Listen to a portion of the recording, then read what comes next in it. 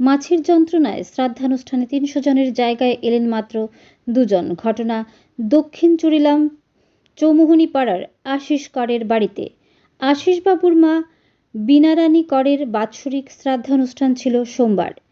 Poultry ফার্মের দৌলতে গোটা এলাকায় মাছের তাণ্ডব চলছে, তাই অন্য এলাকার কিংবা একই এলাকার মানুষ কেউ কারোর বাড়িতে আসেন না, যে কারণে এদিন শ্রাদ্ধানুষ্ঠানে ৩০০ জনের জায়গায় এলেন মাত্র ২ জন। ব্যুরো রিপোর্ট, আরই, ধর্মনগর।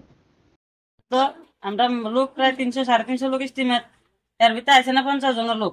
আর যারা আইতাছে মাছি দেখা দেখা তারা যার জন্য যাইতাছে খায় না, খাওয়া কিন্তু তারা দেখা সেভ পালাইতাছে। তাহলে আমরা এই খাওয়ার ভিতরে কি করুম? ডাইলে ফালাইতে হইব। আমরা অনেক কষ্ট করে টাকা জোগাড় করে মার বাসের কাজ করছি। বাচ্চারা ২ দিন পরে পরে অসুস্থ, তারা জানাই সুযোগ চলে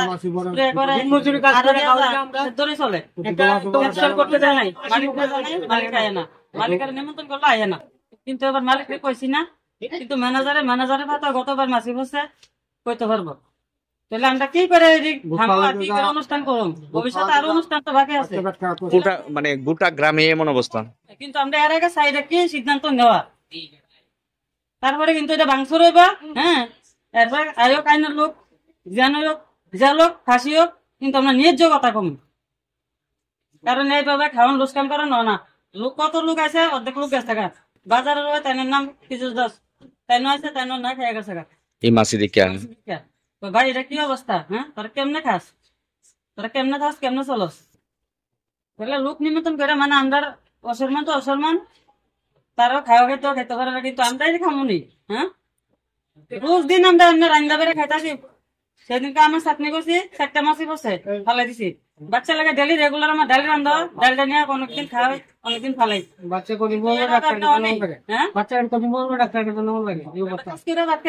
কদিন ডাক্তার কাছে নেওয়া আমরা তারা সম্ভব না। হ্যাঁ, বমি পায়খানা আর অন্য রূপ নাই। কোন কারণে? মার বার্ষিক শ্রাদ্ধ, এই খাওয়া দাওয়ার ব্যাপারে আমরা নিমন্ত্রণ করছি, ৩০০ লোক আয়োজন করছি। তারপরে নিমন্ত্রণ টাইম হয়েছে, ৫ জন ১০ জন এমন করে আইতেছে বা ২০ জন করে আইতেছে। তারা এই মাছি নমুনা দেখিয়া কেউই বয়া পাতে লইছে, উঠে গেছে গা। কেউ আছে চল জায়গার যে অবস্থা, ডায়রিয়া হইব, ইটি খাইলে ডায়রিয়া হইব। তাহলে দাদা কি এইভাবে কি চলুন যা। আর মালিকরে, পোল্ট্রি ফার্মের মালিকরে আমরা কবার কইছি, তাহলে নিমন্ত্রণ দিছি, 1 কাপ চা খাইয়াছেন দাদা, সবনদারে কইছি, তাই না আগে না আমরা বাড়িতে। আমরা কি খাওয়ান না দাওন গা। আর এলাকা নেতারাও জানাইছি, তারা মিশিং আইব, সার বানাইব, কি বানাইব, এইভাবে তো চলতো না। আমার কি অনেক বছরের ছাত্রটা কি 2 বছর পরে করলে হইব? মাছের যন্ত্রণা আইয়া গেছে সবাই। এখন খাওয়া খাদ্য যদি আয়োজন করছে সব পুকুরে পালাই দিব। দেখলে কয়েকজন আছে, যেমন আমার বাড়ির আত্মীয়, আমার শ্বশুর বাড়ির আত্মীয়, তার আগে বড় টলে দেখলো যে আর তো মাছের পেঁয়াজের মধ্যেও মাছি, আর খাওয়ানোর আগে একটু করে রয়েছে, কি করে খাইব? এত মাছি অবস্থা যায় না, এটি অবস্থা যায় না। আমরা কি ভুল করতেছি না? টুকরির মধ্যে জমায় রাখছি, 1 টুকরি সবন্দর বাড়ির পাড়া আমার দরকার মনে হয় এটি যাই হোক। তাই না কি লেগে না নিমন্ত্রণ দিলে, তাই না নিশ্চয়ই জানা আছে যে না আছে মাছি যন্ত্রণা দিতেছে, তাই না কেন আমরা বাড়িতে 1 কাপ চা খানা, তাই না কেন 1 কাপ চা খানা, এটা আমার বুঝা। তাইলে এলাকার নেতার কাছে কয়েকবার গেছি, তারা মেশিন দিয়ে আইব, সার বানাইবো, এমুক করবো সেমুক করবো। গোটা গ্রামে মাছি কি করতাম, এটা আমার একটা সান্ত্বনা।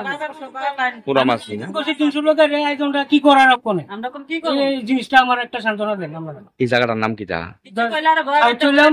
চৌমুহনী পাড়া। আপনার নাম কি? আশিস কর।